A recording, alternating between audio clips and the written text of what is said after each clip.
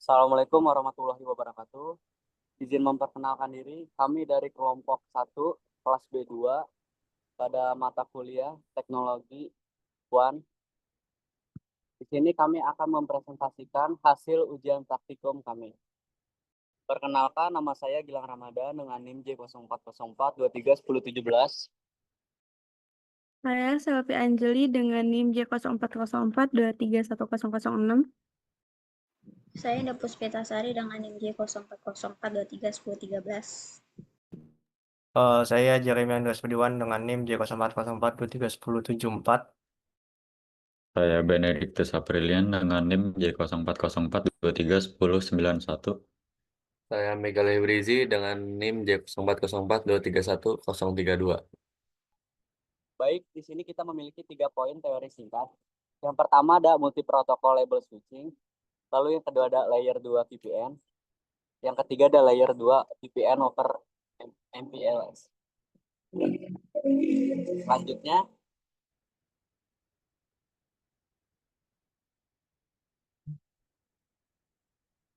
untuk multi-protocol label switching adalah teknologi jaringan yang beroperasi di antara layer 2 dan layer 3 atau layer 2.5 pada model OSI.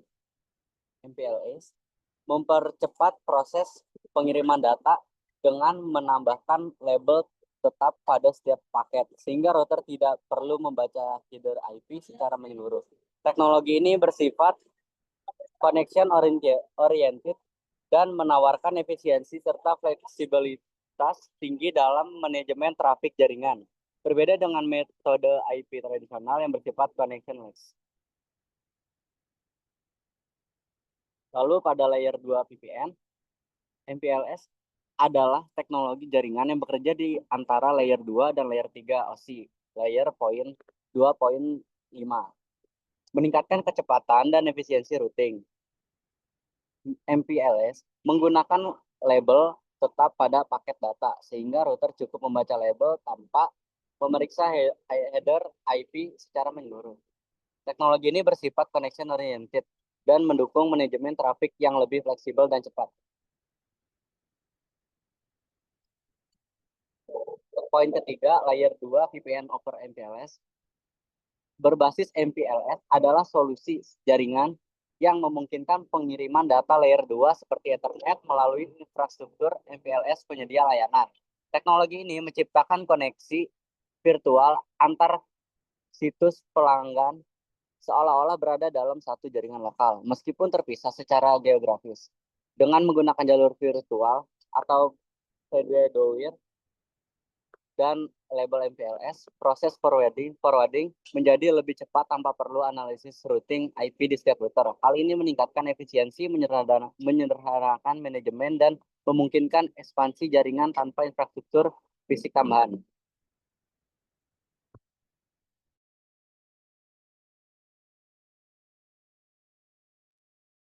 Oke, selanjutnya topologi jaringan. Berikut topologi jaringan dari ujian praktikum kali ini. Topologi jaringan MPLS Techcomnet menghubungkan dua kampus, IPB yang berwarna biru dan UI berwarna merah muda melalui layanan FVLS di atas jaringan inti MPLS yang terdiri dari router C1, C2, C3 dengan protokol OSPF dan ASN 77133. Jaringan IPB mencangkup 3 lokasi Dramaga, Berakanang Siang dan Vokasi dalam segmen biru muda, sementara UI mencangkup 2 lokasi Salemba dan Depok dalam segmen ungu muda atau pink ini. Semua lokasi menggunakan protokol RIP V2 dan terhubung ke router PE. PE1, PE2, PS1, PE2, PE3. Sebelum masuk ke jaringan MPLS, tiap lokasi juga memiliki server kolektor untuk SNMP, syslog, dan NetFlow. Layanan FVLS memungkinkan komunikasi antar lokasi seolah-olah berada di jaringan lokal yang sama dengan isolasi antar pelanggan dijaga melalui penggunaan router distinguisher dan route target yang berbeda. Berikut segmentasi dari jaringan yang kami gunakan beserta IP-IP-nya. Berikut segmentasinya di mana C1 dengan C2 kami namai dengan C1 C2, untuk C1 C3 C1 C3, dan C1 yang ke PE1 kami namai dengan C1 PE. Begitupun dengan C2, C1 C2, C2 C3, C2 PE, untuk C3 adapter, C2 C3, C1 C3, C3 PE, untuk PE1 adapter, C1 PE, PE PC, PE drama, untuk 2 adapter, C2 PE, PE Depok, PEBS, lalu PE3 adapter, C3 PE, PE Salemba, PE Diploma. Lalu untuk IPB Dramaga adapter ada PE Dramaga dan PC Dramaga. Lalu untuk IPBBS ada PEBS dan PCBS. Untuk UI Depok ada PE Depok dan PC Depok. UI Salemba ada PE Salemba dan PC Salemba. Lalu IPB Diploma ada PE Diploma dan PC Diploma. Selanjutnya terdapat routing protokol yang pertama itu ada OSPF. Di sini untuk kodenya yang pertama ada routing OSPF instance print. Ini menampilkan instance dari OSPF. Lalu untuk mengaturnya pengguna dapat memasukkan komen routing OSPF instance set router ID untuk mengatur ID dari router. Lalu OSPF network untuk menambahkan area network yaitu backbone dengan network 10.10.11/32, lalu ada network 10.110/30, ada 10.100/15/30, ada 10.100/14/30, ada 10.100/12/30. Begitupun di C3 dan C2-nya ada untuk C3 ada network 10.113/32, ada network 10.100/14/30, 10.100/18/30, 10.100/20/30, dan di C2 ada 10.112/32, 10.100/10/30, 10.100 dan 10.100/16/30. Tiga sama seperti sebelumnya. Untuk PS1 di sini terdapat network 10.10.14/32, 10.105/24/30, 10.101/12/30, 10.101/24/30. Dan untuk PE2 ada 10.10.115/32, 10.101/16/30, dan di PE3 ada 10.10.16/32 dan 10.101/20/30. Lalu selanjutnya ada protokol RIP atau RIP. Di sini adalah komen yang dapat pengguna masukkan untuk mengatur protokol tersebut. Di komennya ini terdapat routing RIP interface add interface all, ini untuk menambahkan seluruh interface ke dalam routing RIP. Lalu routing RIP akan memberitahu neighbor yang dimana addressnya terdapat 172.16.11 dan 172.16.13 untuk IPBBS. Lalu terdapat network yang digunakan yaitu 172.16.128/26. Untuk IPBDIP sama seperti IPBBS, di sini menambahkan routing RIP neighbor yaitu 172.16.11 dan 172.16.12 dan network 172.16.192/26. Lalu untuk IPBDMG terdapat neighbor 172.16.12, 172.16.13 dan network 172.16.164/26.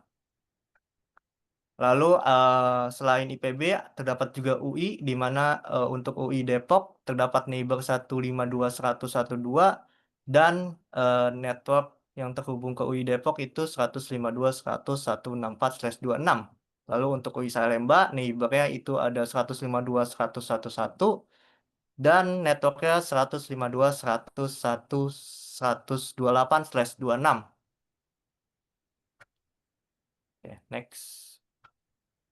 Untuk selanjutnya di sini ada routing MPLS pada router C1, C2, dan C3. Terdapat perintah konfigurasi untuk routing OSPF, network, address area backbone, dan juga network dengan IP yang tertera. yang digunakan untuk menambahkan jaringan ke area backbone OSPF agar bisa saling bertukar informasi. Kemudian terdapat perintah IP address print yang digunakan untuk menampilkan daftar IP yang sudah ditetapkan kepada masing-masing interface.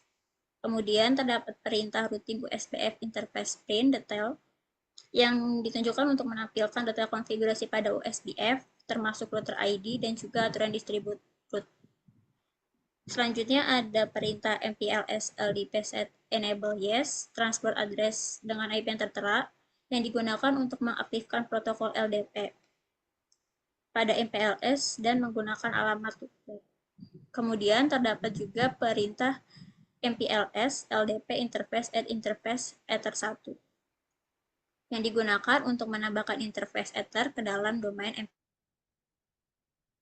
MPLS agar bisa mendistribusikan label MPLS melewati interface tersebut.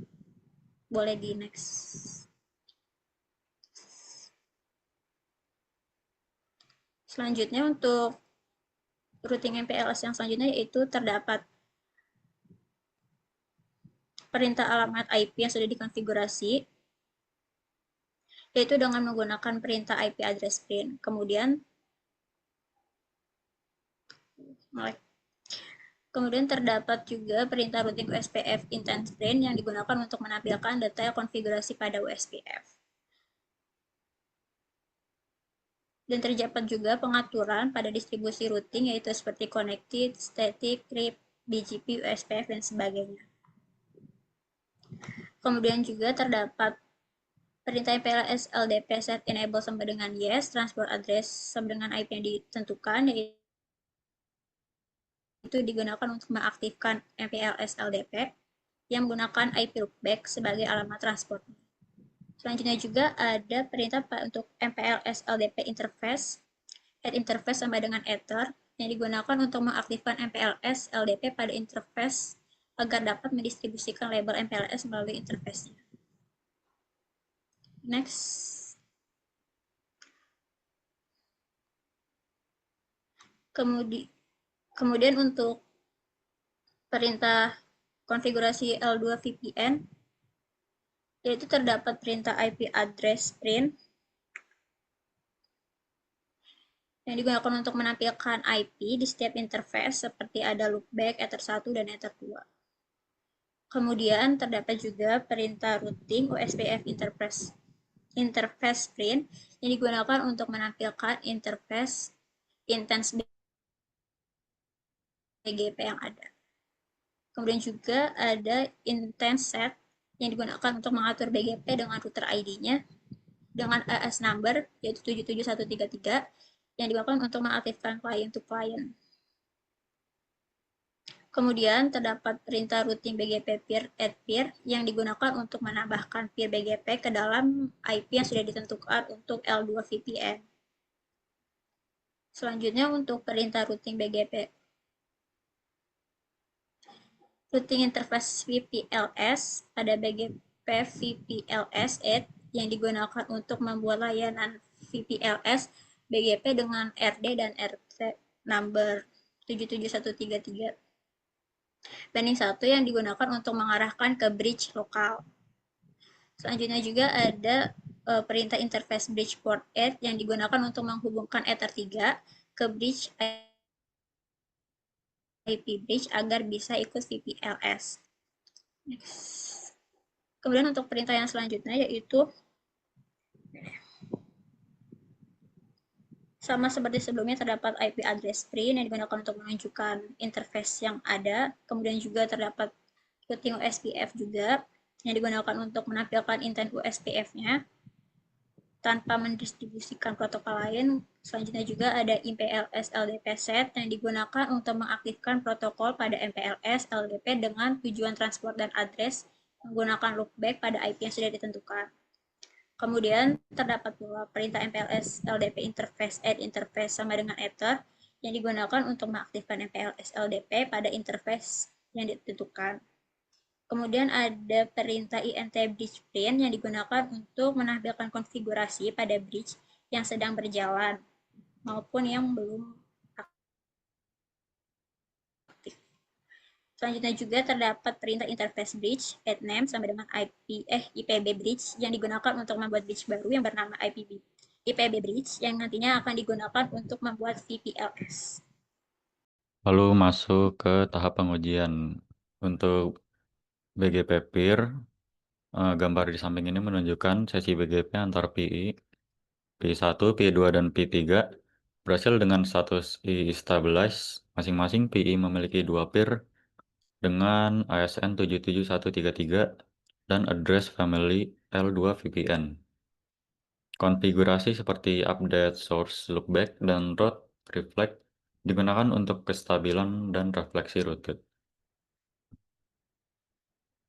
Lalu untuk interface VPLS, hasil pengujian menunjukkan koneksi layer 2 antar lokasi pelanggan melalui MPLS berhasil. Ditandain dengan status running dan dynamic pada interface VPLS di PI1, PI2, dan PI3.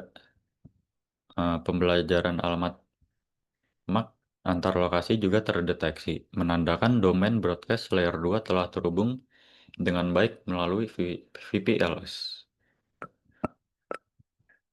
Lalu untuk pengujian BGP VPLS berhasil pada ketiga router PI1, PI2, dan PI3 dengan status peer stabilize. Masing-masing PI menggunakan RD dan RT berbeda untuk isolasi layanan, serta konfigurasi impor dan ekspor RT yang tepat. Hasil ini menunjukkan komunikasi layer 2 antar lokasi pelanggan melalui MPLS dengan pensinyalan BGP berjalan stabil. Next.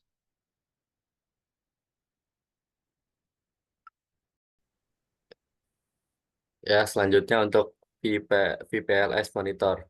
Pengujian VPLS Monitor memastikan koneksi layer 2 antar lokasi pelanggan melalui MPLS stabil dan berjalan baik. Dicek status interface VPLS, sesi BGP peer, dan tabel forwarding MPLS untuk memastikan paket diteruskan tepat dan alamat MAC terdistribusi dengan benar. Hasilnya menunjukkan layanan VPLS berfungsi efisien dan lancar. Lalu selanjutnya pengujian forwarding table. Pengujian tabel forwarding pada PE1, PE2, dan PE3 menunjukkan bahwa tabel MPLS berhasil dibangun dengan informasi label, in label, out label, tujuan, dan next hop untuk layanan VPLS. Paket diteruskan sesuai label ke next hop yang tepat, menandakan fungsi forwarding MPLS berjalan baik dan mendukung jaringan layer 2 VPN secara efektif. Lalu pengujian IP route IPB. Pengujian IP route pada router IPB, yaitu IPB Dramaga, IPB BSI, IPB Diploma, menunjukkan routing dinamis menggunakan protokol RIP berhasil. Setiap router dapat menjangkau jaringan lain dengan benar. Terlihat dari tabel routing berisi entry R dan gateway yang sesuai. Hal ini memastikan konektivitas antar situs IPB melalui jaringan WAN berjalan lancar.